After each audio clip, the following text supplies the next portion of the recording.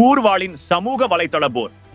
சில தினங்களுக்கு முன்னர் சஜித் அணியில் இணைந்த முஸ்லிம் காங்கிரஸ் தலைவர் ரவுப் ஹக்கீம் பேசும்போது சமூகத்திற்காக ஒரு ஒப்பந்தத்தை செய்துள்ளதாக கூறினார். ஆனால் அவ்வாறு எந்த ஒரு ஒப்பந்தமும் இல்லை என்று சஜித் கூறியதாக தகவல்கள் உள்ள நிலையில் வழமை போல் சமூகத்தை ஏமாற்ற இவ்வாறான கம்பி கட்டும் கதைகளை ரவுப் ஹக்கீம் கூறுவது வழமைதான் என்கின்றனர். அன்று மிகவும் ஆக்ரோஷமாக மறைந்த தலைவர் அவர்கள் எவ்வாறு ரணசிங்க பிரேமதாசவை ஆதரித்து வெற்றி பெற வைத்தாரோ அதேபோல் அவர் மகன் சஜித்தை முஸ்லிம் காங்கிரஸ் இந்த தேர்தலில் வெற்றி பெற வைக்கும் என்றோர் அப்பட்டமான பொய்யை வரலாறு தெரியாமல் கூறிவிட்டதாக சமூக வலைதளத்தில் பலர் விமர்சித்தனர். அந்த வகையில் முகம்மது இக்பால் என்பவரின் பதிவை தருகின்றோம்.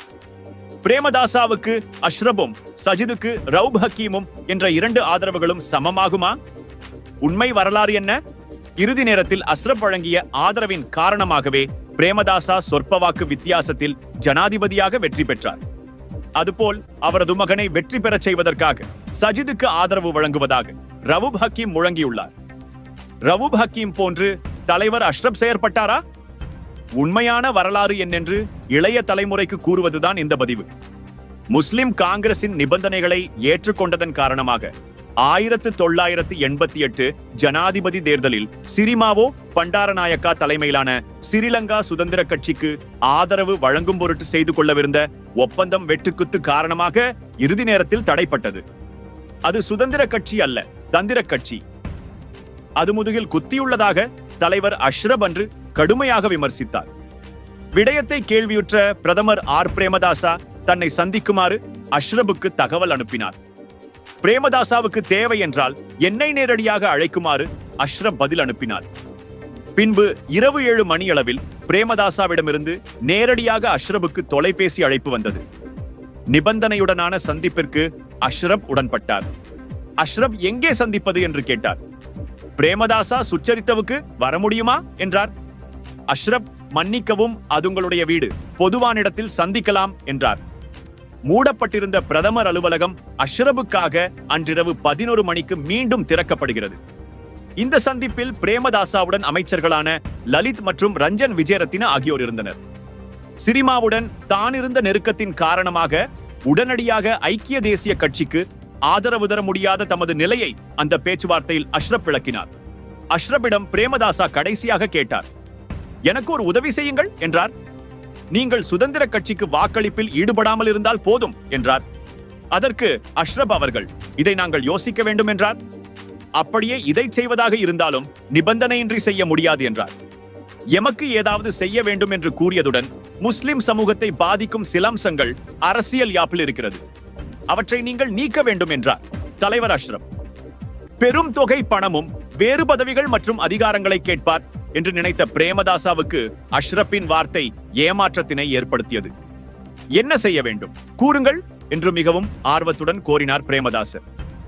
பொது தேர்தலுக்கான 12.5 வீதமான வெட்டுப்புள்ளியை 5 வீதமாக குறைக்க வேண்டும் என்றும் மாகாண சபை தேர்தலில் காட்டப்பட்டிருக்கும் வெட்டுப்புள்ளியை முற்றாக இல்லாமல் செய்ய வேண்டும் என்றும் விகிதாசார தேர்தலில் அறிமுகம் செய்யப்பட்ட வலயங்களை இல்லாமல் செய்ய வேண்டும் என்று கோரினார். பிரேமதாசாவோ, இதை நான் நிறைவேற்றி தந்தால் உங்களால் நான் கேட்டதை செய்ய முடியுமா என்றார். அதை கேட்ட அஷ்ரப், முதலில் செய்துவிட்டு கேளுங்கள் என்றார். நள்ளிரவு 1 மணி துரிதகேதியில் செயற்பட ஆரம்பித்தார் பிரேமதாசா. சம்பந்தப்பட்ட அதிகாரிகளையும் நிபுணர்களையும் தொலைபேசி மூலமாக அழைத்து சட்ட திருத்தங்களை காலை 7 மணிக்கு தயாராக வைத்திருக்கும்படி பணித்தார். கடைசியான பாராளுமன்றத்திற்கு இன்னும் 10 நாட்களே இருந்தது. அதற்குள் காரியம் முடிந்தாக வேண்டும். 3/2 பெரும்பான்மை பலமும் அவசியம். மறுநாளே உயர் நீதிமன்றம் சென்று சட்ட திருத்தங்களை ஒப்புதல் பெற்றால்தான் பாராளுமன்றத்திற்கு கொண்டு செல்ல முடியும். அடுத்த 6 நாட்களுக்குள் லலித் திருத்தங்களை பிரேரித்து அதற்கான காரணங்களை முன்வைத்து திருத்தங்கள் மேற்கொள்ளப்பட்டது. எத்தனை காரணங்களை முன்வைத்தாலும் அத்தனை காரணங்களுக்கு பின்னாலும் அஷ்ரப் என்ற உண்மையான காரணம் மறைந்து கிடந்தது. இந்த திருத்தத்தின் மூலம் சிறுபான்மை கட்சிகளுக்கும் சிறிய கட்சிகளுக்கும் எதிர்காலத்தில் பாராளுமன்றத்தில் பிரதிநிதித்துவம் கிடைக்கும் என்பதனை அஷ்ரப்பை தவிர வேறு யாரும் கணித்திருக்கவில்லை. இதுதான் அஷ்ரப் அவர்களின் சாணாக்கியம் மட்டுமல்ல, சரித்திர முக்கியத்துவம் வாய்ந்த தலைமைத்துவ சாதனையுமாகும். தனது நிபந்தனையை நிறைவேற்றியதன் காரணமாக பிரேமதாசாவுக்கு ஆதரவு வழங்குவதாக அஷ்ரப் அறிவித்தார். அவ்வளவுதான் அன்றைய ஜனாதிபதி தேர்தலுக்காக வழங்கப்பட்ட ஆதரவு.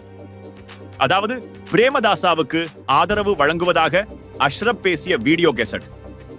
அன்றைய ஐக்கிய தேசிய கட்சி முஸ்லிம் பிரதேசங்களில் நடைபெற்ற ஒவ்வொரு பிரச்சார மேடைகளிலும் மூளை முடுக்குகளிலும் அக்கட்சிக்காரர்களினால் மக்களுக்கு காண்பிக்கப்பட்டது.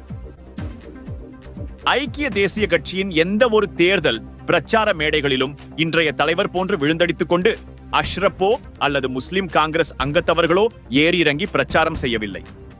இன்று நடைபெறுவது போல் அன்று முஸ்லிம் காங்கிரசினால் ஐக்கிய தேசிய கட்சிக்காக பேனர்கள், கொடிகள் கட்டவில்லை, கிளைகள் அமைக்கவில்லை, கருத்தரங்குகள் நடாத்தவில்லை, போலிங் ஏஜென்ட், கவுண்டிங் ஏஜென்ட்கள் அமைக்கவில்லை. பிரேமதாசாவை வெல்ல வைத்துவிட்டுத்தான் திரும்பி பார்ப்போம் என்றெல்லாம் வீர முழக்கம் முழங்கவில்லை. தனது கட்சியை வெற்றி பெறச் செய்வதற்கான வேலைகளை ஐக்கிய தேசிய கட்சிக்காரர்களே மேற்கொண்டார்கள். இத்தனைக்கும் அஷ்ரப் ஒரு பாராளுமன்ற உறுப்பினரோ அல்லது வேறு அரசியல் அதிகாரமுடையவரோ அல்ல. அது 1988 முஸ்லிம் காங்கிரஸில் பாராளுமன்ற உறுப்பினரை பெற்றிருக்காத காலகட்டம். ஒரு விடயத்தை கவனிக்க வேண்டும். சந்திக்கும் இடம் எது என்பதிலும் கவனமாக இருந்தார். அதாவது பிரேமதாசாவை அவரது இல்லத்தில் சந்திப்பதற்கு அஷ்ரப் விரும்பவில்லை. இல்லத்தில் சந்தித்தால் அது தனிப்பட்ட சந்திப்பு. காரியாலயத்தில் சந்திப்பதுதான் உத்தியோகபூர்வ சந்திப்பு என்பதில் தலைவர் அஷ்ரப் உறுதியாக இருந்தார். ஆனால் இன்று என்ன நடைபெறுகிறது? அனைத்தும் தலைகீழாக மாறியுள்ளது. அஷ்ரபின் கொள்கைகள் குழி தோண்டி புதைக்கப்பட்ட நிலையில் தேர்தல் வெற்றிக்கான ஒரு மூலப்பொருளாக மட்டும் அஷ்ரபின் பெயர் பாவிக்கப்படுகிறது. எனவே தலைவர் அஷ்ரப் அவர்கள் பிரேமதாசாவுக்கு ஆதரவு வழங்கியதற்கும் இன்றைய தலைவர் பிரேமதாசாவின் மகனுக்கு ஆதரவு வழங்குவதனையும் ஒன்றாக முடிச்சு போட முடியாது. அன்று அஷ்ரப் செய்தது சமூக அரசியல், இன்று நடைபெறுவது தனிநபர்களின் வியாபார அரசியல். நன்றி. முகமது இக்பால் சாய்ந்தமருது.